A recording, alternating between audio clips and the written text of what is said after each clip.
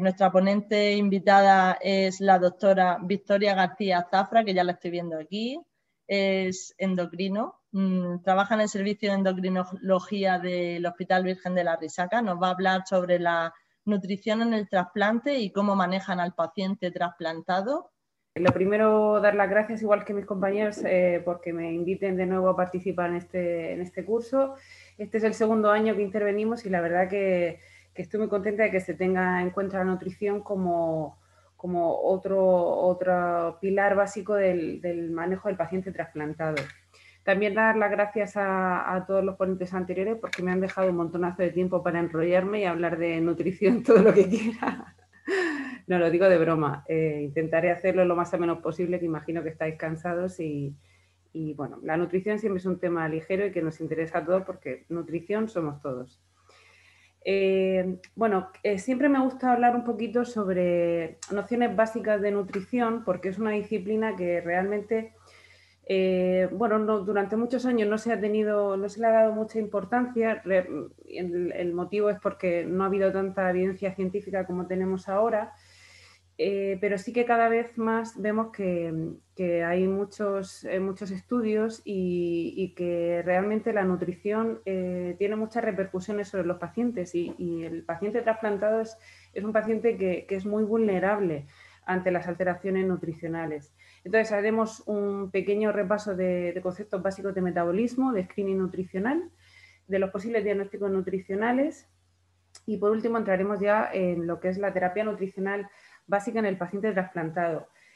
¿Por qué me quedo en la terapia nutricional básica? Bueno, pues porque quiero dar unas pequeñas nociones de todos los trasplantes más frecuentes y bueno, si no, pues sería muy extenso y creo que vamos a hablar de lo que cualquier especialista o cualquier persona que tenga contacto con un paciente trasplantado que se vaya a someter a un trasplante debería saber para intentar prevenir las complicaciones derivadas de las alteraciones nutricionales. Bueno, lo primero de todo es recordar un poquito dos conceptos básicos del metabolismo, que son el anabolismo y el catabolismo. El anabolismo, sabéis que son todas aquellas reacciones que tienen como fin la síntesis de moléculas orgánicas para el almacenamiento de energía, fundamentalmente en forma de triglicéridos. ¿Por qué triglicéridos? ¿Por qué grasas? Porque por 1 gramo que yo acumulo de grasa estoy acumulando 9 kilocalorías y por 1 gramo, por ejemplo, de proteínas solamente 4. Entonces nuestro organismo es muy inteligente y dice, pues si yo tengo que ahorrar energía, lo voy a ahorrar en pequeño espacio, más cantidad, en forma de grasa. Y por otro lado tenemos las reacciones de catabolismo, que consiste en la degradación de nutrientes y liberación a la sangre mediante la beta-oxidación de los ácidos grasos, la proteólisis y la glucólisis. ¿Por qué es importante hablar de esto? Por ejemplo, nosotros ahora mismo llevamos toda la tarde aquí sentados viendo las charlas. El que haya merendado, por ejemplo, un dulce, porque estaba aquí sentado entretenido, pues estará, las reacciones que más se están dando en su organismo son las reacciones de anabolismo, está acumulando grasa porque no se ha movido y llevamos aquí toda la tarde sentados. Sin embargo, el que no haya tomado nada desde la comida a las 2 de la tarde, pues muy probablemente ya se hayan puesto en marcha todas sus reacciones de catabolismo para liberar la sangre. En este caso, como es un ayuno menor de 12 horas, pues el glucógeno, la glucosa que tenemos almacenada en el hígado. Pero ¿qué sucede en un paciente que tiene una enfermedad crónica y se va a someter a un trasplante o que ya se ha sometido a un trasplante? Pues que existen otros factores externos que van a hacer que prevalezca un tipo de reacciones u otras. Por ejemplo, después del trasplante, los pacientes suelen tomar inmunosupresores como los corticoides que favorecen el anabolismo. Y por otro lado, antes de ese trasplante, los pacientes tienen enfermedades crónicas que favorecen el catabolismo. Entonces, nosotros con la nutrición lo que vamos a intentar es compensar que llevemos al extremo tanto las reacciones de anabolismo, lo que favorece la aparición de obesidad y las complicaciones derivadas de la obesidad, y por otro lado también compensar esas situaciones de hipercatabolismo en el estado de antes del trasplante, cuando el paciente padece la enfermedad crónica. ¿Esto cómo se traduce a la vida real? ¿Cómo puedo saber yo exactamente cuáles son los requerimientos, cuál es el metabolismo de mi paciente? Bueno, pues esto Hay formas directas de saberlo, con la, por ejemplo, calorimetría indirecta, calorimetría indirecta, pero luego también hay otras formas indirectas de saberlo, como son la aplicación de fórmulas. La tradicional es la fórmula de Harris-Benedict, que es posible que todos los conozcáis y que viene en la mayoría de aplicaciones de cálculo de medicina. Y nos da la fórmula de Harris-Benedict y nos da la tasa metabólica basal, es decir, cuántas calorías necesita mi paciente para desarrollar sus funciones básicas. ¿Qué es lo que sucede? Pues que en un paciente que además tiene una enfermedad o que está ingresado, pues tenemos que añadirle el factor de corrección. Ese factor de corrección viene por el grado de actividad que tenéis aquí, si está encamado o si no está encamado, y por el grado de estrés metabólico. Como hemos visto, a mayor estrés metabólico, pues mayor, lo multiplicaremos por 1,2, 1,6, 1,8 hasta 2, y por lo tanto los requerimientos energéticos de estos pacientes son más elevados. Es decir, yo sé con precisión más o menos qué es lo que debo pautarle a este paciente. Vale, el siguiente concepto es el de screening nutricional. ¿Qué es el screening nutricional? Pues son una serie de herramientas que consisten en unas preguntas, suelen ser pocas preguntas, sencillas. El screening nutricional son herramientas que la puede utilizar cualquier persona que tenga mínimos conocimientos de nutrición o de salud. Es decir, todas las personas que estáis viendo esta charla podéis aplicar una herramienta de screening nutricional, que también vienen las aplicaciones de medicina. Los objetivos que tiene el screening nutricional es predecir el pronóstico debido a los factores nutricionales. Es decir, si a mí me sale que un paciente tiene riesgo nutricional según el screening nutricional, según la puntuación del screening, significa que su situación nutricional va a tener repercusiones en su salud. Y si hablamos de un paciente que se va a someter a un trasplante, pues evidentemente esas repercusiones pueden ser graves. Y por otro lado, también el objetivo que tiene cuando nosotros clasificamos a los pacientes aplicándoles un screening nutricional, sabemos que cuando un paciente sale que tiene riesgo nutricional y aplicamos una terapia dirigida a ese paciente, podemos influir en el pronóstico mejorando o previniendo el deterioro mental y la función física, reduciendo el número y severidad de las complicaciones, acelerando su recuperación y reduciendo el número de recursos, es decir, por ejemplo, la estancia hospitalaria. El screening nutricional nos dice cuánto riesgo hay de padecer por la situación de desnutrición, pero no me da un diagnóstico nutricional. El diagnóstico nutricional nos lo va a dar una valoración nutricional correctamente hecha y que sí que tiene que ser realizada por una persona que tenga conocimientos en nutrición. Os traigo aquí el NRS 2002, que es el screening que se recomienda a todos aquellos pacientes que estén hospitalizados.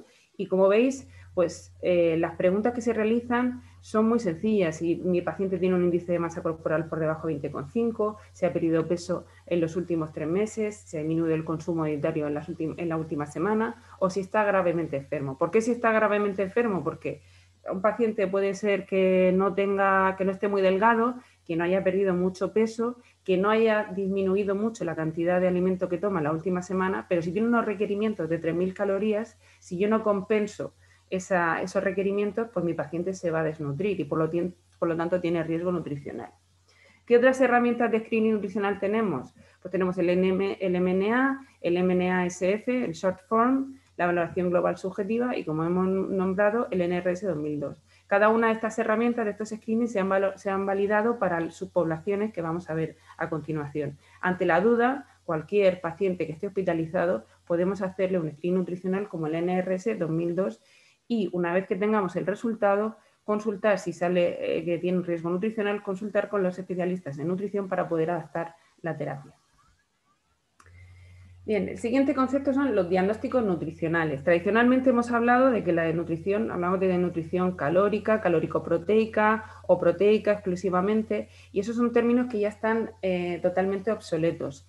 Desde hace unos años se ha trabajado mucho en investigación y sobre todo en la reformulación del diagnóstico nutricional para intentar que todos tengamos los mismos criterios y que se pueda hacer muchísimas más investigaciones, porque la nutrición, como ya he dicho antes, tradicionalmente no había tanta evidencia científica y ahora, gracias a estos consensos, pues sí que hay mucha más.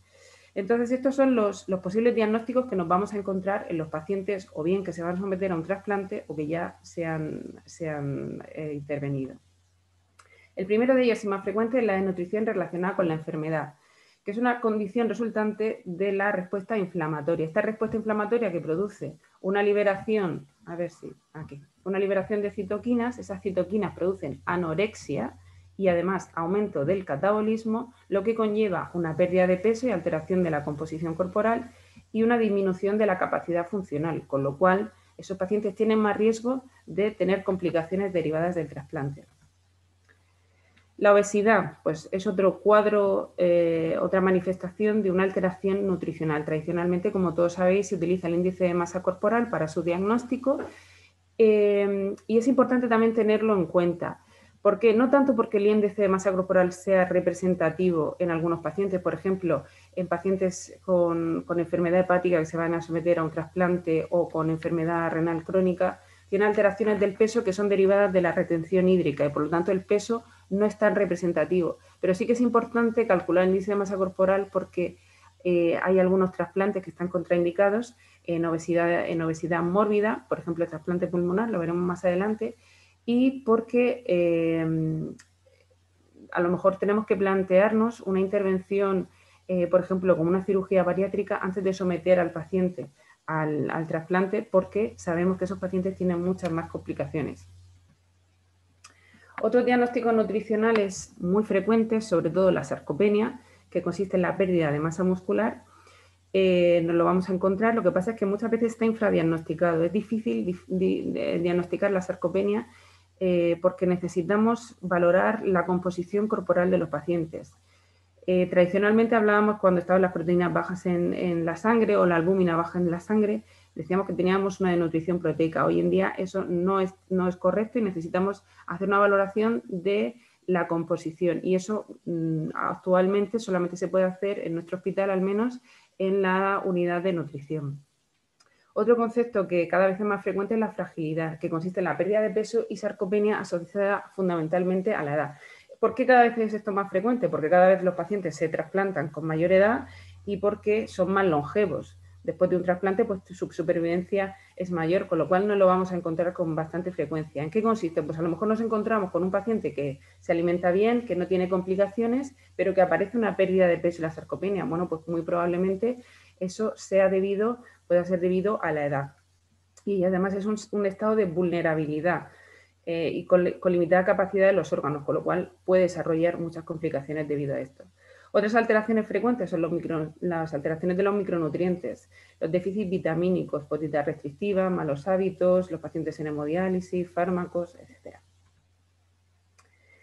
Bueno, por último, ya terminando este repaso, ¿qué herramientas tenemos para abordar estos problemas nutricionales? Bueno, pues cuando hablamos de la nutrición relacionada con la enfermedad, la sarcopenia, la fragilidad, tenemos que hay una situación en la que el aporte de nutrientes es inferior a los requerimientos, por eso nuestro paciente se está desnutriendo. Entonces, tenemos que intentar aumentar los requerimientos siempre iniciándolo por vía oral, con dieta natural o con suplementación por vía oral. Si con esto no es suficiente, pasaríamos al siguiente escalón, que es la nutrición enteral, a través de una sonda nasogástrica o, si no es posible, una gastrostomía, que es una sonda directamente al estómago, o una yeyunostomía. En caso en que no sea posible el abordaje enteral, pasaríamos a la nutrición parenteral, que es la administración de nutrientes a través de un torrente venoso. La parcial sería a través del torrente venoso periférico o de pequeño calibre, y la central o completa sería a través de una vena de gran calibre. Hay veces que, bueno, pues utilizamos incluso los 3 escalones de tratamiento, pero lo que es importante tener en cuenta que conforme subimos escalones de tratamiento van a aparecer las complicaciones derivadas de la terapia nutricional. Nosotros vamos a hablar fundamentalmente del primer escalón, porque ya digo que sería muy largo y complejo hablar de nutrición enteral o parenteral en cada uno de los trasplantes.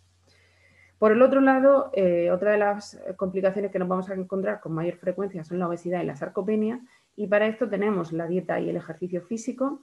Tenemos también la psicoterapia, la terapia cognitivo-conductual para modificar los hábitos de los pacientes. También fármacos, aunque hay muy pocos ensayos muy pocos estudios en pacientes trasplantados. Y por último tenemos también la cirugía bariátrica, en la que sí que hay algunos estudios.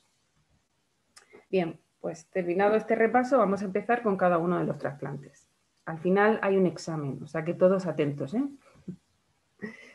Bueno, ¿qué pasa antes del trasplante? La situación nutricional que nos vamos a encontrar con más frecuencia va a ser la obesidad y la sarcopenia, hasta en un 50%, pero es que hasta en un 70% todos los pacientes tienen algún grado de malnutrición. ¿Y esto a qué es debido? Pues los pacientes suelen estar en hemodiálisis, tienen dietas muy restrictivas, además la uremia produce anorexia. Estos pacientes además tienen mucho sedentarismo, pasan muchas horas en diálisis. ¿Y qué herramienta tenemos para diagnosticar o para ver qué riesgo nutricional tienen estos pacientes? Pues se ha validado en este grupo de pacientes la valoración global subjetiva, que ya digo que podéis encontrar en cualquier herramienta de calculadora médica, etcétera. Y en cuanto al diagnóstico, pues no tenemos marcadores específicos de nutrición, no nos sirve la albúmina, no nos sirve la proteína, ni otras proteínas que pueden estar alteradas por la función renal. ¿Qué consecuencias tiene?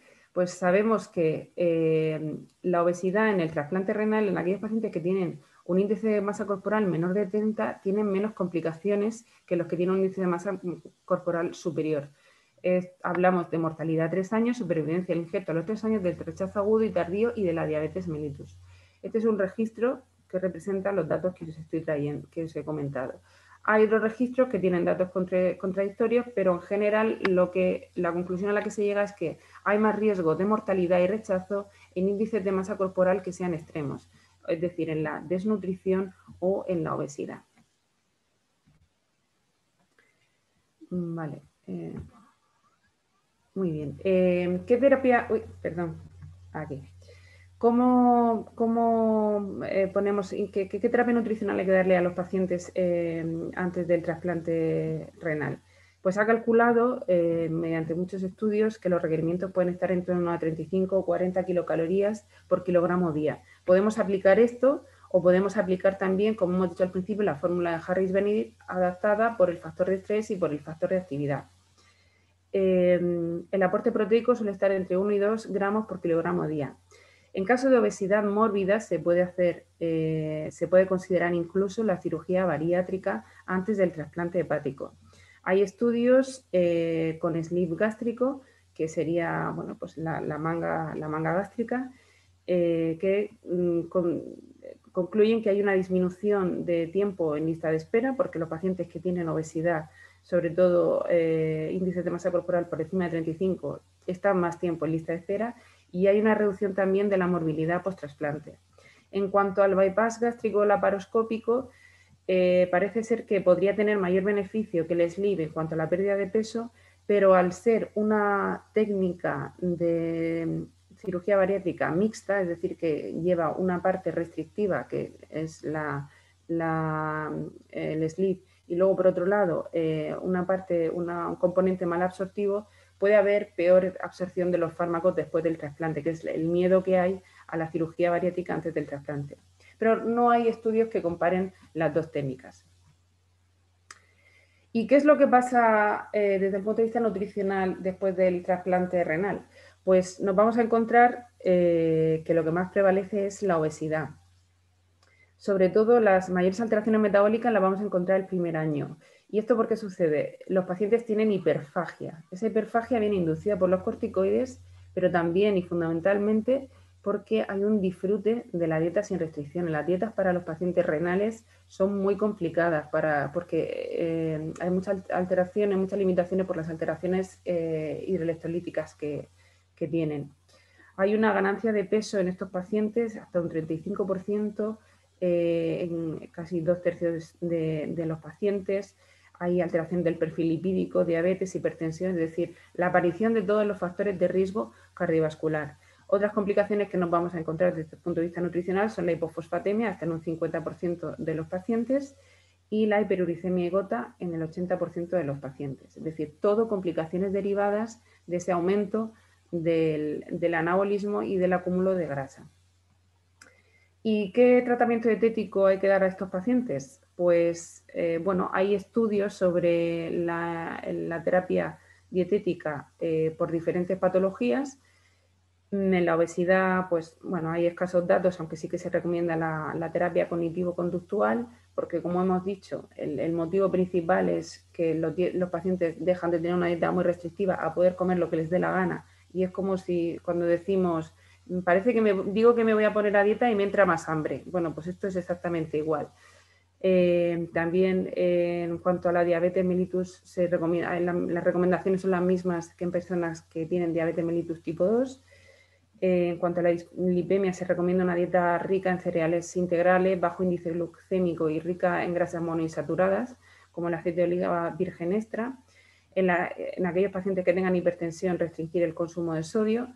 Y en la hipofosfatemia, los suplementos de fosfato. En general, se recomienda una dieta mediterránea y asociar la terapia cognitivo-conductual. Bien, ¿y esto es efectivo? Bueno, pues este es un ensayo clínico aleatorizado con 46 pacientes, una duración de 12 meses, en el cual se aplica una dieta de 25 kilocalorías por kilogramo de peso ideal, es decir, una dieta hipocalórica con la distribución habitual equilibrada de macronutrientes, un 55% de carbohidratos, menos del 30% de las grasas y 0,8 gramos por kilogramo día de proteínas. Y se les dice también que hicieron ejercicio físico 30 minutos 5 o 7 días a la semana. ¿Y qué es lo que se vio? Pues se vio que hubo diferencias significativas en cuanto al peso, al índice de masa corporal, la glucosa plasmática y el colesterol en aquellos pacientes que se sometieron a esta dieta. Especialmente estas diferencias fueron más significativas en los hombres que en las mujeres. Es decir, se puede compensar todas las complicaciones derivadas de la obesidad que aparecen en el trasplante renal después de la cirugía, se pueden compensar con una dieta hipocalórica y ejercicio físico. Bien, ¿y qué otra opción tenemos, por ejemplo, para el tratamiento de la obesidad? Pues se ha planteado también hacer cirugía bariátrica durante el acto quirúrgico del trasplante renal. A día de hoy solamente hay publicado un paciente con un slip gástrico, una manga gástrica. Se vio que no tenía más complicaciones, pero que sí, evidentemente, un aumento del tiempo operatorio, y se está haciendo un estudio prospectivo aleatorizado que compara el slip y el trasplante asistido por robot versus el trasplante solo en obesidad grado 2 y 3 en el mismo acto quirúrgico. Pero todavía no se han publicado los resultados. A ver si para el año que viene me vuelven a invitar y puedo traer los resultados. Muy bien, pasamos al siguiente trasplante, que es el hepático. ¿Cómo llegan los pacientes con enfermedad hepática al trasplante? Bueno, pues lo más frecuente es que haya desnutrición, y esta desnutrición la vamos a encontrar hasta en el 100% de los pacientes. Algún grado de desnutrición tiene, mayor o menor, dependiendo de las causas de fallo hepático, del tiempo de evolución y la situación clínica, el número de ingresos, etcétera. Los pacientes con enfermedad hepática terminal tienen muchísimos síntomas que van a condicionar su alimentación. La ascitis con presión mecánica hace que tengan saciedad precoz, la insuficiencia pancreática exocrina, fundamentalmente en la cirrosis de origen enólico. El hígado es el órgano donde se producen todas las proteínas transportadoras de vitaminas y hay una alteración en su producción. También hay agotamiento de las reservas de glucógeno y glucosa. Y hay una activación de la gluconeogénesis, aumentando el catabolismo proteico. Entonces, ¿cómo podemos detectar qué pacientes pueden tener alteraciones nutricionales que sean subsidiarias de un tratamiento? Pues la herramienta de screening que se le ha validado para este grupo de pacientes es la valoración global subjetiva, al igual que en los pacientes candidatos a trasplante renal. ¿Cómo debemos tratar desde el punto de vista nutricional a los pacientes antes de llegar al quirófano? Bueno, pues lo primero y muy, muy importante es evitar los ayunos prolongados. El ayuno prolongado lo que va a hacer es que los pacientes tengan hipoglucemia y va a favorecer todo ese catabolismo proteico y ese déficit y esa gluconeogénesis que se produce en un hígado que no funciona adecuadamente. Además, el hígado con cirrosis se ha visto que pone en marcha una serie de reacciones que se llaman reacciones fútiles, porque lo que hacen es consumir energía, pero no tienen ninguna utilidad. Entonces, el hígado es una fuente de consumo de energía muy grande. Entonces, no podemos permitir que estos pacientes hagan ayunos prolongados. Los requerimientos energéticos pues, se han calculado de forma directa y son los que tenéis ahí. Son bastante elevados, hasta 35 o 40 kilocalorías por kilogramo día. Y como son pacientes que, como hemos dicho, tienen mucha limitación para la ingesta por la saciedad precoz, pues es importante utilizar alimentos de densidad energética elevada. La proporción de macronutrientes de la dieta pues debe ser la habitual y añadir los ácidos grasos de cadena media en aquellos pacientes que tengan esteatorrea porque se absorben por vía linfática. El aporte de proteínas debe ser también elevado porque, como hemos dicho, un hígado enfermo favorece la proteólisis y deben estar en torno al 1,5 o 2 gramos por kilogramo día de proteínas. Y en caso de que haya encefalopatía, no hay que restringir. Tradicionalmente se quitaban todas las proteínas a los pacientes, pero no hay que quitarlas, sino que hay que descartar otras causas. Una causa muy frecuente de la encefalopatía también es el ayuno, y hay que sustituir parte de esas proteínas animales por proteínas vegetales, que tienen más aminoácidos aromáticos. Y es muy importante monitorizar los micronutrientes en estos pacientes, no solo porque sean frecuentes, sino porque también hay déficit de micronutrientes, por ejemplo, el déficit de zinc, que va a condicionar también la hiporexia, las alteraciones en el gusto, y todo esto conlleva a una menor ingesta de los nutrientes. Muy bien, pues ya se ha trasplantado nuestro paciente. Ahora, ¿qué situación nos vamos a encontrar? Pues en el posoperatorio inmediato depende de la función del injerto, depende de las complicaciones que tenga, etcétera. Puede ser un cuadro muy variado. En el posoperatorio temprano vamos a ver que hay cambios en el comportamiento alimentario debido a que hay una alteración en el eje cerebro-hígado por la denervación hepática. Hay una alteración en la absorción y en el metabolismo. La dieta, pues pasa igual que en los enfermos renales. Son pacientes que han tenido a lo mejor alguna restricción dietética y cuando desaparecen las restricciones, pues se sienten liberados y comen más. Luego también afecta la terapia inmunosupresora, como hemos visto, el efecto orexígeno en los corticoides. Se ha visto que ¿se oye algo por ahí? ¿Escucho algo por ahí? No, nada, perdón, ya está. La ciclosporina sabemos que es un factor de riesgo independiente de obesidad y sabemos que en el metabolismo energético hay un hipermetabolismo durante varias semanas y hay un mayor catabolismo proteico inicial. Es decir, que al principio los pacientes van a tener unos requerimientos energéticos y de proteínas más elevados. ¿Pero qué pasa posteriormente?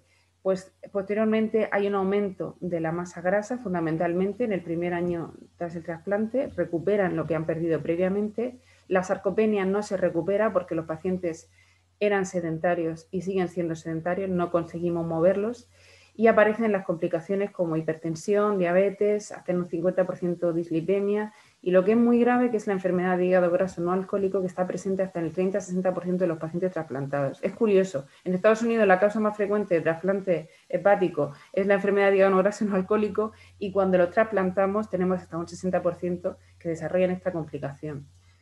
En resumen, hay un aumento de la morbilidad y de la mortalidad por factores de riesgo cardiovascular de hasta un 10%. ¿Qué problemas tenemos? Que hay una mejoría, que ha habido una mejoría de la supervivencia inmediata después del trasplante, pero no a largo plazo y precisamente por la aparición de factores de riesgo cardiovascular y de eventos cardiovasculares. Entonces, la terapia nutricional inicialmente, como hemos visto que hay un hipermetabolismo, hay que aumentar los requerimientos tanto calóricos como de proteínas y reducir la ingesta de sodio a 3 gramos al día. Por último, ¿qué podemos hacer para intentar prevenir la incidencia de obesidad y prevenir la enfermedad cardiovascular? Bueno, pues no hay estudios, no hay muchos estudios de intervención dietética y de ejercicio físico para estos pacientes. Pero sí que sabemos que hay una dieta que es muy eficaz en la prevención de eventos cardiovasculares, que es la dieta mediterránea. Este es el estudio Predimed, en el que se compara una dieta mediterránea enriquecida con aceite de oliva virgen extra versus una dieta mediterránea enriquecida en nueces versus dieta estándar. Y lo que se ve, el endpoint son la aparición de eventos cardiovasculares, vasculares mayores, como el infarto, el ictus, el infarto y la muerte cardiovascular. Y lo que se vio que en aquellos pacientes que tenían, el verde es la mayor adherencia a dieta mediterránea, eran los pacientes que tenían menos eventos vasculares. Por lo tanto, podríamos explicar a este grupo de pacientes que esta dieta podría ser una buena opción para intentar reducir la obesidad y prevenir la enfermedad cardiovascular. ¿Qué otras opciones tenemos? Bueno, pues también se está considerando hacer cirugía bariátrica en estos pacientes. Se recomienda esperar mínimo 1 año para reducir las complicaciones del uso de inmunosupresores, que puede sufrir cambios, variaciones en los primeros meses. Se utiliza tanto el sleeve gástrico como el bypass. Se ha visto que el sleeve gástrico, puesto que es menos, no tiene el componente malabsortivo, hay más experiencia. Y el bypass gástrico es más efectivo en la pérdida de peso, pero requiere un ajuste de inmunosupresores. Pero parece que todo va indicando, todo va orientado a que el bypass gástrico va a ser un tratamiento de la obesidad desde el punto de vista quirúrgico que es seguro. Ya vamos pasando a los últimos, hablamos del trasplante pulmonar. La evidencia que hay sobre el trasplante renal y hepático es muchísimo mayor que los últimos trasplantes que vamos a ver. Sabemos que los pacientes llegan al trasplante pulmonar de diferentes formas. Hay muchas manifestaciones. Tenemos desde la desnutrición en la fibrosis quística a la obesidad en los pacientes con EPOC o enfermedad pulmonar intersticial difusa. También la desnutrición.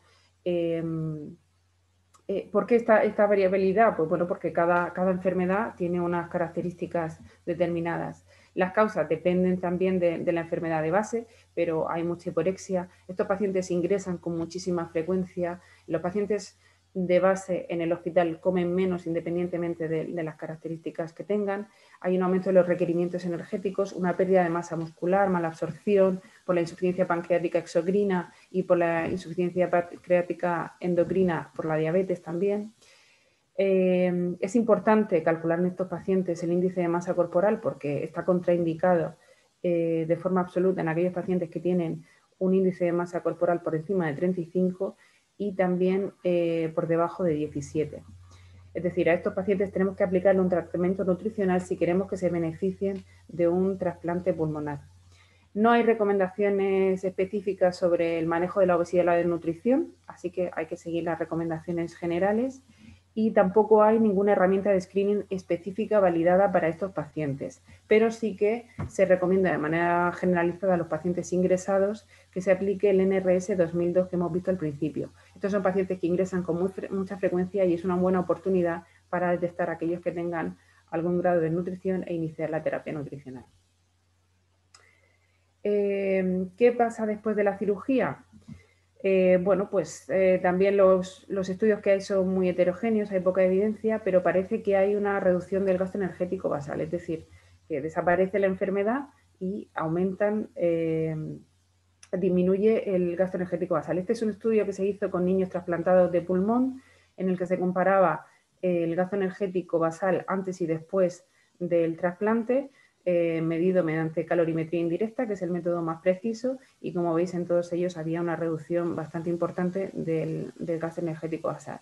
También se ha visto que hay una elevación de la leptina y una resistencia. La leptina es una hormona anorexígena, es decir, que nos quita el apetito, pero se ha visto que hay resistencia, es decir, que no es efectiva, que estos pacientes van a comer más.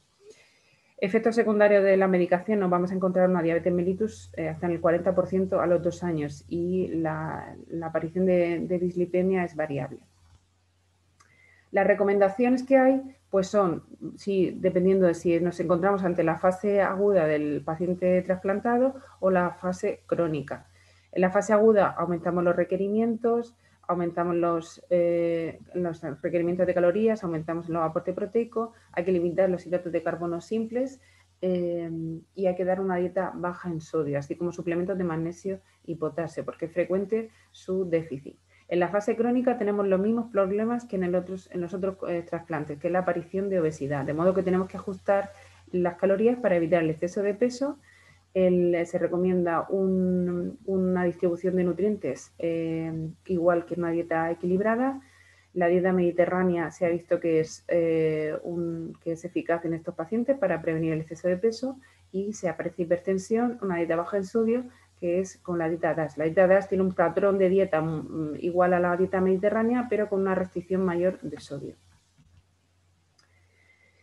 El trasplante cardíaco, hablamos ya casi terminando. ¿Qué nos vamos a encontrar en el trasplante cardíaco? Pues la desnutrición es bastante elevada en estos pacientes. Hay una relación entre el grado de desnutrición y la insuficiencia cardíaca y a la inversa, es decir, la insuficiencia cardíaca favorece la desnutrición y la desnutrición empeora la insuficiencia cardíaca. Se ha visto lo que se llama el paradoja de la obesidad, que aquellos pacientes que tienen una obesidad grado 1 tienen menos complicaciones respecto al fallo cardíaco, pero en obesidad grados 2 y 3 sí que aparecen más complicaciones. En estos pacientes el índice de masa corporal, los marcadores bioquímicos no nos sirven para saber cómo está nutricionalmente nuestros pacientes porque hay muchísimas variaciones respecto a la retención hídrica y por tanto no es útil.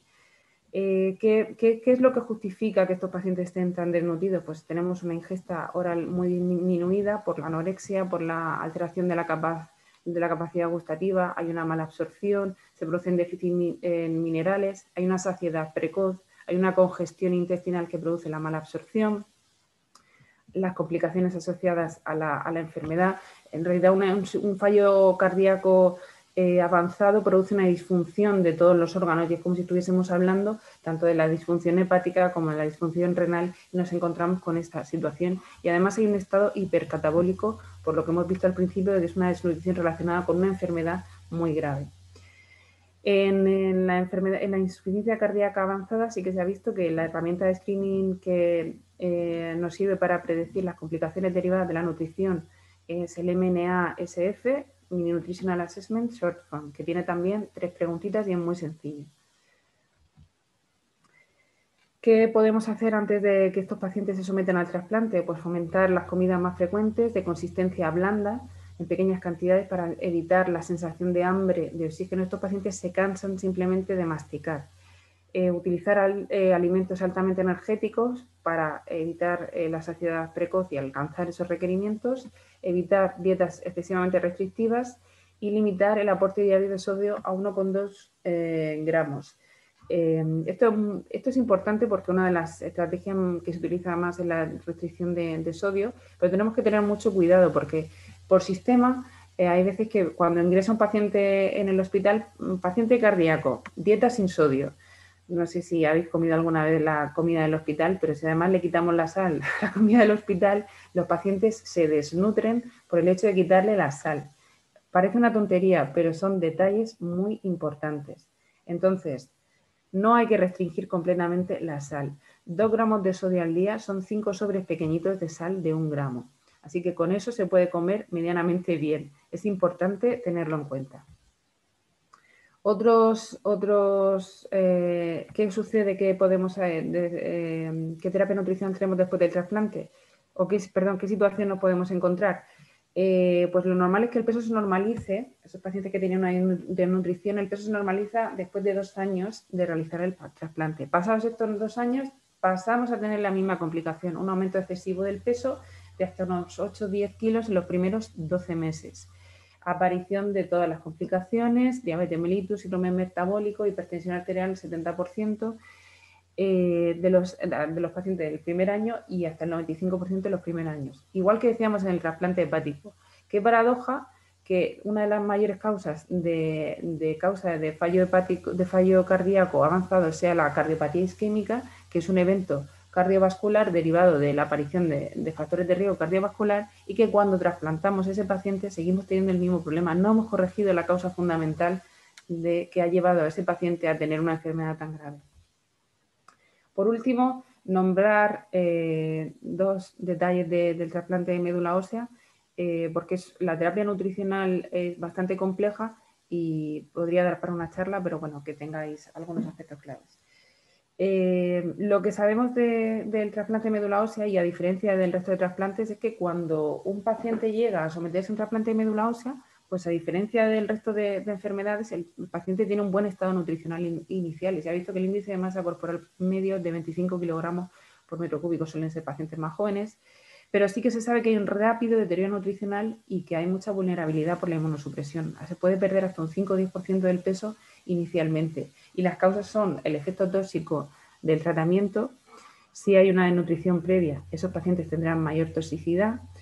El efecto tóxico del tratamiento es la mucositis, la anorexia y el aumento del gasto energético total. Y luego las complicaciones a largo plazo. Pensaba yo viendo la charla de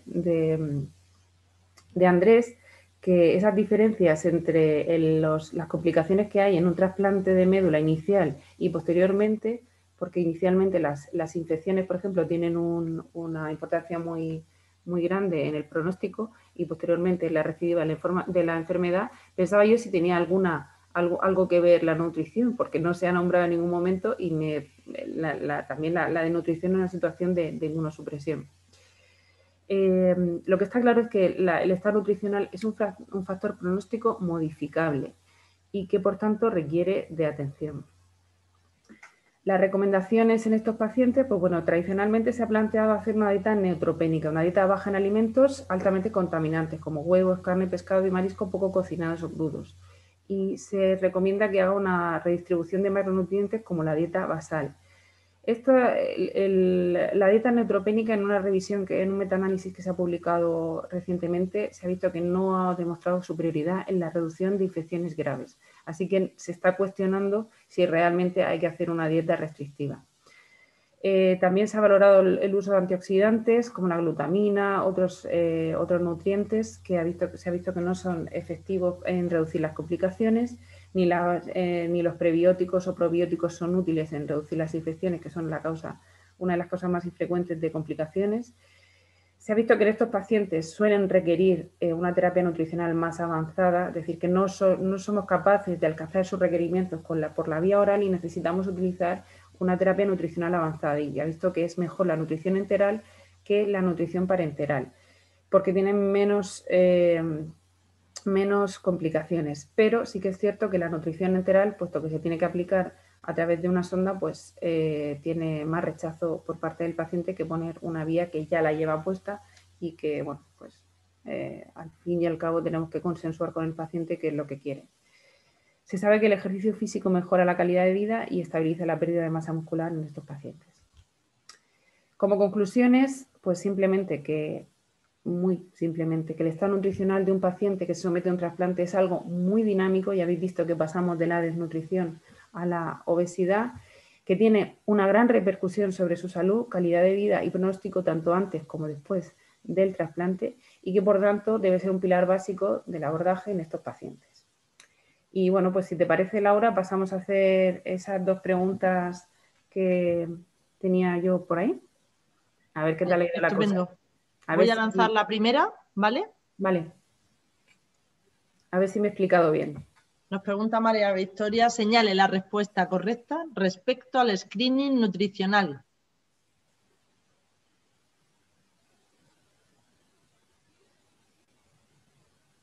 ¿Nadie va a contestar? Me estaba asustando, digo, nos han dejado solas a las 2. No, es que tenías que terminar de leerlo, es que es una... No es fácil, ¿eh? Es que he puesto preguntas difíciles. Vamos a ver, vamos a ver.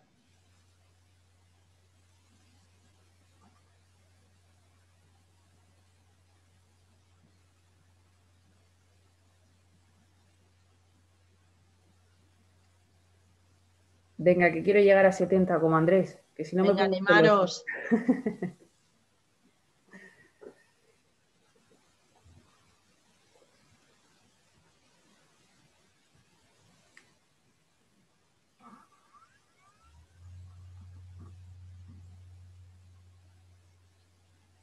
Bien, bien, bien. Vale, pues si queréis cerramos ya, Laura. Voy a preguntar, que antes me han reñido. Vale. Todo el mundo ha contestado, falta alguien por contestar. Me han dicho que he ido demasiado rápido y no le he dejado tiempo. Así que, darme bien, que son las últimas preguntas. Estamos llegando ya a 70, o sea que ya... Ya me... Ya te quedas tranquila, ¿no? Sí. Para ser última hora está muy bien. Bueno, preguntaba la respuesta correcta respecto al screening nutricional. Bien. Vale. Cierro votación, ¿vale? Venga. Vale. Bueno, pues esta es una pregunta un poco trampa y difícil, ¿vale? Pero el objetivo de esta pregunta era sensibilizaros un poco en que hay muchas herramientas de screening nutricional. El error, la primera respuesta dice, el screening nutricional es una herramienta que solo se puede aplicar a alguien experto en nutrición. No, cualquiera de vosotros podéis aplicar un screening nutricional. Son 3 o 4 preguntas bastante sencillas, os dan opciones de respuesta, os dicen cuál es la puntuación y con eso os van a orientar. Con lo cual, cualquier persona que tenga nociones básicas de nutrición o de sanidad puede realizar un screening nutricional. La segunda dice, en el trasplante hepático se recomienda el MNASF. No, hemos dicho que en el trasplante hepático se recomienda la valoración global subjetiva, al igual que en el trasplante renal, por eso la tercera es la correcta. Mi objetivo con esta pregunta es simplemente sensibilizaros de que es importante que tengáis presente las herramientas de screening nutricional, que hay varias, que aunque digáis, le he aplicado un screening que no es el que le corresponde, bueno, no pasa nada, pero vas orientado a ser consciente de que ese paciente a lo mejor tiene un problema nutricional y que se puede beneficiar de una terapia. Pero ya ese era el objetivo de esta pregunta, ¿no? Sensibilizaros y animaros a que utilicéis, a que conozcáis, a que os suenen las herramientas de screening nutricional y que las busquéis en las aplicaciones que tenemos del móvil, de calculadoras médicas, etcétera. Vale, pues Muchas gracias. Vamos con la siguiente pregunta. A ver, dejar de compartir. Vale.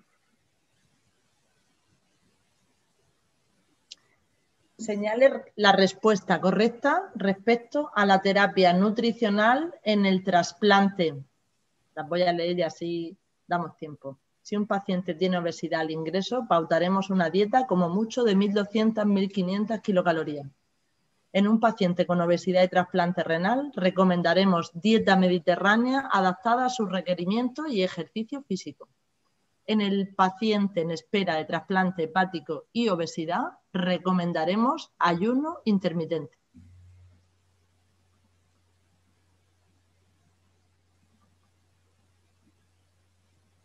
Animaros mientras que escribáis todas las preguntas que tengáis, aprovechar la oportunidad, que es súper valiosa, de tener esta tarde a Vicky y a María Victoria con nosotros, que le hagáis las preguntas que os surjan, no quedaros con ninguna duda.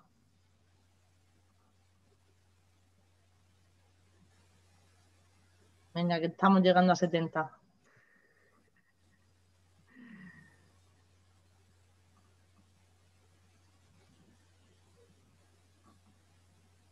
Venga, que enseguida nos vamos a poner en marcha nuestras rutas metabólicas anabolizantes con la cena.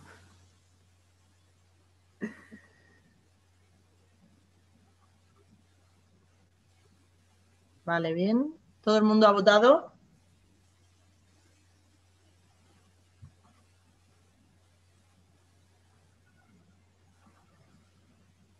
Venga. Cuando tú me digas. Sí, cerramos, perfecto. Sí, venga, chicos, cierro. Muy bien, un 84% habéis acertado la respuesta. Vamos a comentar cada una de las respuestas porque es importante. Si un paciente tiene obesidad al ingreso, pautaremos una dieta con mucho de 1.200-1.500 kilocalorías. Lo hemos visto al principio. A los pacientes hay que calcularles las calorías que necesitan, porque a veces nos podemos sorprender de los requerimientos energéticos que pueden tener. Un paciente que tenga obesidad, no siempre hay que hacer una restricción calórica que sea muy fuerte. Y además, cuidado con las restricciones calóricas porque favorecen la sarcopenia, que hemos visto que tiene muchas complicaciones y que es una de las alteraciones nutricionales más frecuentes en el paciente en lista de trasplante. Esto se ve con mucha frecuencia, que cuando ingresamos a un paciente ponemos una dieta muy baja en calorías. Además, el ámbito hospitalario no es un ámbito en el cual tengamos que poner una dieta que sea restrictiva. A lo mejor ese paciente en el ámbito ambulatorio sí que necesita una dieta hipocalórica, pero normalmente un paciente que ingresa es un paciente que tiene requerimientos energéticos elevados por la condición que lo lleva a ingresar. La tercera pregunta, también errónea, que decía, en el paciente en espera de trasplante hepático y obesidad recomendaremos ayuno intermitente. No, no recomendamos ayuno intermitente. Sabéis que está muy de moda ahora el ayuno intermitente, que son realizar periodos de ayuno hasta 16 horas. Mucho cuidado con estas dietas, fundamentalmente pacientes que tengan enfermedad hepática avanzada, porque hemos visto que favorece la hipoglucemia, que pone en marcha y exacerba la respuesta de la enfermedad hepática, que es la proteólisis y la gluconeogénesis, así que se contraindica este tipo de dieta en estos pacientes. Y sí que recomendamos en estos pacientes una dieta mediterránea adaptada a sus requerimientos y ejercicio físico para contrarrestar el efecto de la obesidad. Muy bien, pues ahora si tenéis alguna pregunta, pues intentaré contestarla y si puedo. Muchísimas gracias. Andrés Sánchez Salinas, el hematólogo, nos acaba de escribir en el chat, te lo voy a leer. Gracias, Victoria, por la presentación y por tu consideración para el trasplante de progenitores hematopoyéticos. Efectivamente, la desnutrición supone inmunosupresión y es este hecho por el que estaría recomendado valoración de nuestros pacientes por vuestra parte. Nada, os está pidiendo cita. Nada, Andrés, ¿cuándo quedamos? Yo la verdad que Cuando al hilo quieras, de lo que Victoria, dice cuando quieras. Andrés... Perdón, Andrés, habla. Cuando quieras, Victoria. Bueno, ya aprovecho y lo hago un poco en público la siguiente pregunta que te quería hacer o estaba intentando escribir en el chat, dado que puedo hablar contigo ya directamente. Es verdad que en los pacientes previos al trasplante de progenitores hematopoyéticos estamos detectando que la mayor parte tienen déficit de vitamina D. Y son cada vez más los estudios que está apareciendo que el déficit de vitamina D se asocia tanto así como riesgo de infecciones como con la aparición de la enfermedad de injerto contra receptor. Y ya hay estudios que nos indican de que habría que dar aporte de vitamina D a todos los pacientes que se someten a trasplante. La duda que me ha surgido en varias ocasiones es qué medicación de vitamina D le deberíamos de dar, porque he visto que cada vez se manejan pues la vitamina D en gota, que si el hidroferol, que si no sé cuál es la vitamina D mejor para poder aportar a este tipo de paciente. Bueno, pues es una muy buena pregunta y como todas las buenas preguntas no tiene una respuesta fácil. Uno de los problemas que tenemos con la vitamina D, no solo en el trasplante de progenitores, sino también en otras enfermedades en las cuales está viendo su asociación, por ejemplo, ahora que estamos atravesando esta pandemia en el coronavirus también, es que no sabemos exactamente dónde está el punto de corte bueno para poder diagnosticar un déficit de vitamina D. Eso para empezar.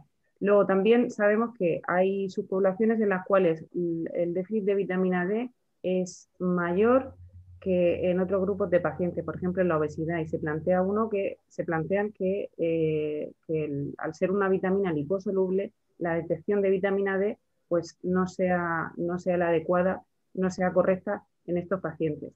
Entonces, partimos de la base de que no está 100% claro dónde están los puntos de corte para el diagnóstico o para determinar cuándo tenemos que tratar el déficit de vitamina D o la insuficiencia de vitamina D. En cuanto a la pauta de tratamiento en el déficit de vitamina D, nosotros tenemos mucha experiencia, fundamentalmente en pacientes que han sido operados de cirugía bariátrica, que son pacientes que tienen mala absorción. Y la pauta, lo que utilizamos habitualmente, siempre seguimos el mismo consejo, que es la vitamina D que se tome el paciente. Son pacientes polimedicados, etcétera, y que necesitamos que cumplan con el tratamiento. Entonces, yo la verdad que lo que más utilizo es el hidroferol. No hay muchos estudios que comparen un tipo de fórmula con otro, sino que son estudios de los laboratorios que cada uno evalúa su efectividad. Yo mi experiencia con el hidroferol, la verdad que ha ido bastante bien y en pacientes que tienen mala absorción, es decir, que son pacientes complicados. Entonces, pues bueno, me planteo que pueda ser una buena opción. No sé si he respondido a tu pregunta.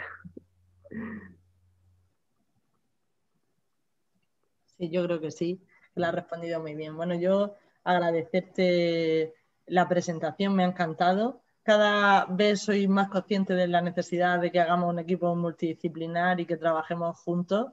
Cada vez lo veo más, pero lo veo en lista de espera cuando vemos a los pacientes que ingresan en lista de espera por la enfermedad, cuando están ingresados y en el seguimiento post-trasplante. Es necesario hacer ese seguimiento exhaustivo y continuo de esos enfermos. Esta tarde hablaba José Antonio Pons sobre la esteatohepatitis no alcohólica, ¿no? El NAS, y hablaba de la relación que tiene con la obesidad, ¿no? Y nos contaba en Estados Unidos pues, el índice tan grande que hay de enfermedad hepática relacionada con NAS. Y también hablaba de la cirrosis relacionada con el alcohol, y a mí siempre me surge la duda cuando veo a todos los pacientes que vemos al cabo del año en la consulta, de la importancia, lo que tú decías, cómo has empezado esta tarde tu presentación, ¿no? De que somos nutrición y la importancia de hábitos saludables, de enseñar a la población los hábitos saludables imprescindibles que al final acaban en enfermedad. Y quiero aprovechar ahora este foro que tenemos tan joven para, bueno, pues para hacer ahí mi granico de arena de la importancia pues, de una dieta saludable, como tú bien has dicho, y bien ajustada. Y nada, felicitarte por la presentación. Si quieres comentar algo más, veo que no hay ninguna pregunta más en el chat. Pero insisto, tenemos que hacer equipo porque yo empiezo a ver ya pequeños resultados en algunos pacientes que os hemos enviado con hoja de interconsulta directamente a que los veáis, y ya empiezo a ver resultados clarísimos en cuanto a sarcopenia, en cuanto a evolución del paciente, en cuanto... Sí, sobre todo hay una parte muy importante, y es que si no valoramos a los pacientes antes de un trasplante, cualquier tipo de trasplante, y no tenemos, hay complicaciones que son derivadas de su estado nutricional y no lo sabemos, no lo sabemos. Entonces necesitamos ver exactamente hasta qué punto la nutrición les está afectando, ¿no? Y cómo podemos contrarrestar esto, porque muchas veces las complicaciones de los trasplantes se atribuyen al acto quirúrgico, a las complicaciones, al cirujano, y no, hay muchas complicaciones que son derivadas de la situación del paciente, y necesitamos hacer una prehabilitación de esos pacientes. Sí, y una sensibilización, yo creo, también a nivel institucional, ¿no? De darle mucha más importancia, por ejemplo, a esa bandeja que llega a la habitación, ¿no? Que muchas veces lo hablo con vosotros, que dices, jo, es que hay tanto por trabajar y por cambiar cosas que influirían de verdad directamente en el enfermo. Sí, sí, sí. La verdad que sí. Y no es imposible. Hay hospitales de la Seguridad Social en otras comunidades, por ejemplo en Málaga, que son pioneros, que tienen, pues las comidas están adaptadas a las temporadas, productos de He visto muchísima fotos, calidad. he visto fotos, Victoria. Y a mí me da mucha envidia porque precisamente Murcia es una región donde tenemos alimentos de primera calidad y somos referencia, y es una pena que eso no se podamos dar a nuestros pacientes en un ámbito tan delicado como es la enfermedad y la hospitalización. Sí, nada, lo cambiaremos, poco a poco lo cambiaremos. Venga, a ver si nos apoyamos. Bueno, de nuevo felicitarte, muchas gracias por compartir con nosotros esta tarde todas estas cosas tan interesantes, todos estos conocimientos tan importantes, y lo dicho, tenemos que seguir investigando, porque a mí me duele muchísimo eso de no hay casi estudios que hayan investigado si esto funciona o no, cómo están los enfermos. Bueno, lo bueno es que lo podemos hacer nosotros. Claro, está todo por hacer.